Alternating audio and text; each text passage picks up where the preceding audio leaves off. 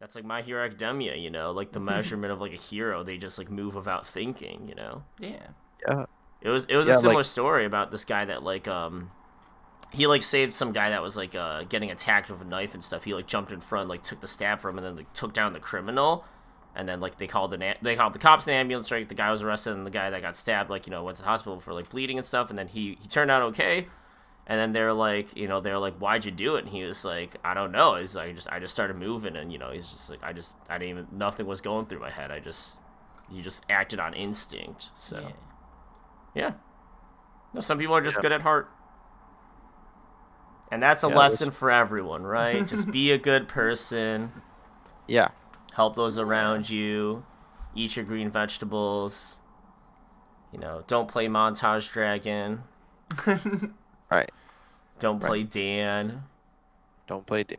Yeah. We should all like get together and like build decks where we play like the bad cards. Like we all have to play 3 Montage Dragons and 3 Dans and like see who's like the master of like rock calculators. Yeah. Montage. Yeah. Just like prove me wrong, and then that's a combo. Montage is like level 10 on its own. That adds like 3,000 to the calculator. Yeah. There you go. Yeah. And then he's already 3k on his own. That's like 6,000 damage there. Play United We Stand. Now there's like 1,600 more. Yeah. Some crazy stuff. What's your pathetic instant fusion gonna do against that?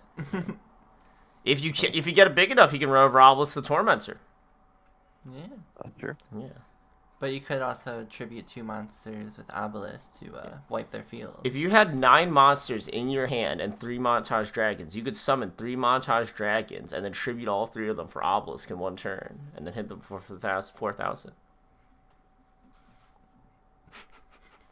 Yeah. You could. Yeah, it's like a 1 in 4 million chance or something with I don't even know 4 million, man. Do you know the odds of anything's possible? It's possible, yeah. It's not probable. Do you know the odds of opening Exodia?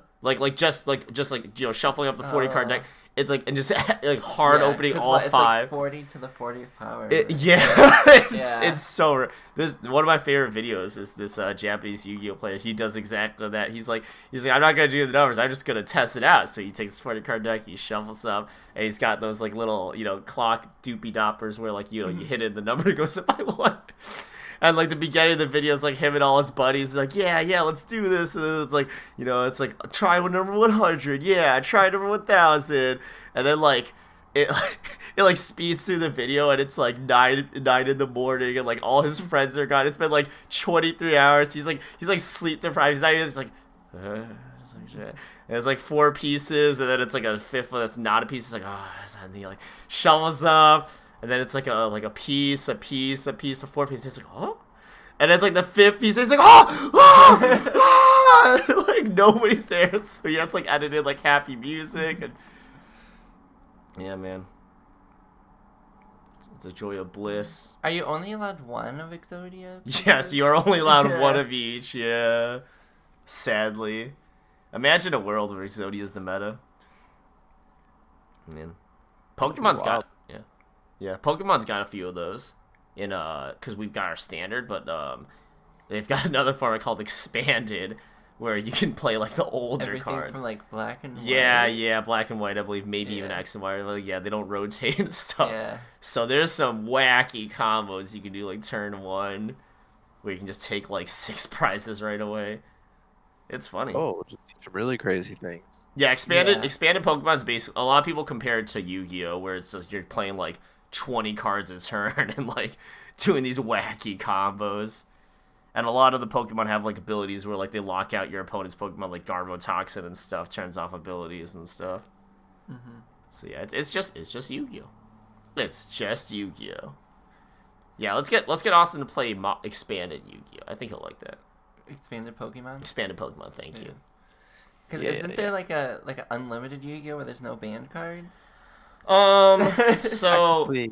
Yeah, competitive wise, people only play. It's not like Pokemon where like they play both. Like, because in Pokemon, people do play expanded Pokemon competitively, but like, yeah, for Yu-Gi-Oh, for the most part, people just play our advanced format, which is there's a ban list, there's no rotation, but when cards get too ridiculous, they put them on and off the list, so on and so forth.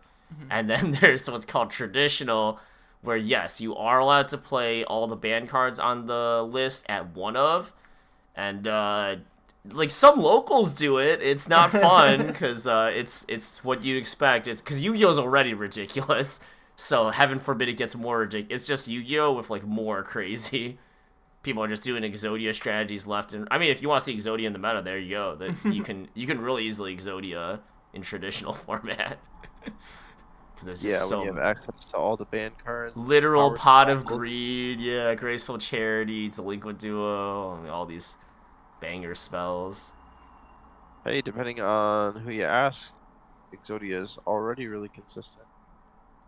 Oh, like in an advanced format? Just YouTube videos. This this deck is broken. Yeah. I drew 7 cards in one turn with this one crazy combo.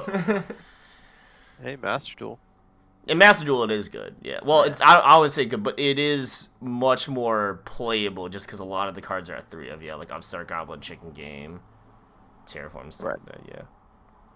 It's easy to just like drop a row, and there's no side deck too, so it's like you can't bring in all your like Veilers and stuff to stop it. Yeah. Troll and Lockbird.